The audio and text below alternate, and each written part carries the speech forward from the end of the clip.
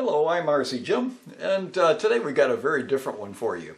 If you ever wanted to make use of a really El Cheapo transmitter, well, normally I don't use this with my planes. I got this with a radio-controlled sailboat. This is a Joysway J4C05 transmitter, and of course I paid less for both the boat and the transmitter than maybe well, less than a quarter of the cost of my Spektrum. But my Spektrum, the USB port in the back was defective and not connecting properly. So I sent it in to get it repaired, and of course I sent it to the people that I bought it from. They sat on it for a month before they decided to do anything, and then they only did it because I rang them up and wondered what was going on.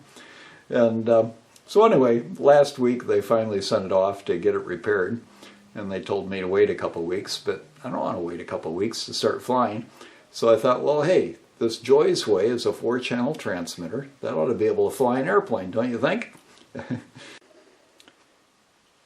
So we want to get our Joysway transmitter, the El Cheapo thing, working on the Ranger.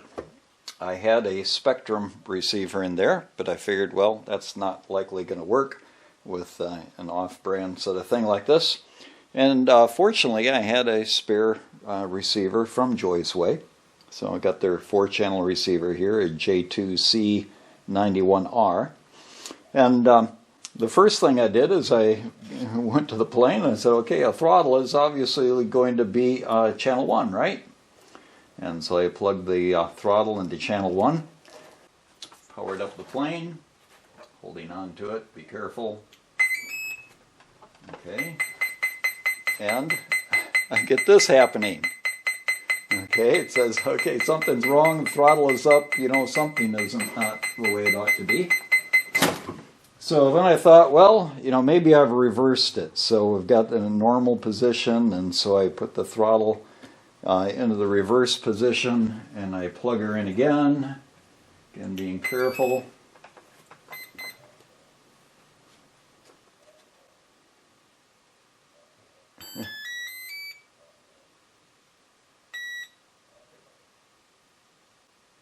That is interesting.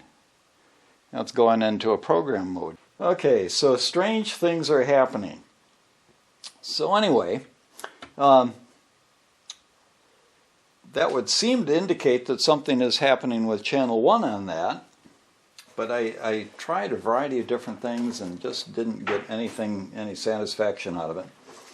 So I thought, let's do a bit of investigating with a servo. So I've got my battery here.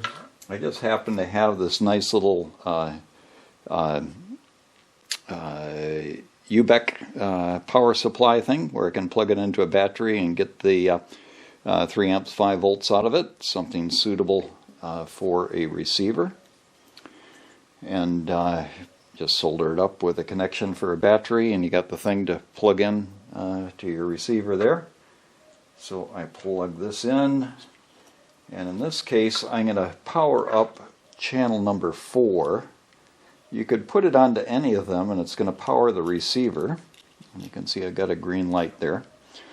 Yeah, the bottom 2 pins on all of these are power, and you add the power to any of them, it powers up everything. So I wanted to see what's happening with channel 1. So I got a servo here, and I plug it into channel 1, and then we have a look and see what's happening. And voila, nothing at all is happening on channel 1. But if I go to my aileron, all of a sudden I got things over there. Now, to further complicate things, you think, okay, channel 1, that happened with that, but what about having changed the switch down here? Does that affect this? And yes, indeed it does. But it's not on the throttle stick, it's on the, sorry, we'll get this thing here, get that switch down. Okay, so that's to the right going up, and put that up, and to the right and it's going down. So that reverses it right there. And of course you got your expo down at the bottom, that if you turn that with the little tool that they give you, okay, if you got that all the way up there and you get in here with your little tool, then that will dial in the maximum travel. So I'm keeping this all the way over, and as I dial this little thing here, it alters what the maximum is. Okay, and that'd be the same going both direction.